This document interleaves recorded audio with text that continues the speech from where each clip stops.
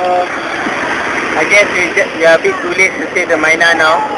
You take the video, I don't want to take the video. Frozen coal. Now it's kind of dead. Afandi called the SPCA and I guess they won't make it on time. So let's have a last look at the Maina before. I think the Maina had its last breath already, so just gonna have a pay the visit session.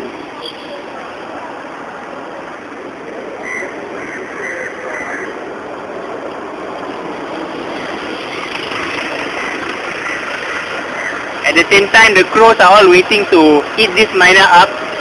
So it's beyond my control now. Such a sad day today. Bye bye.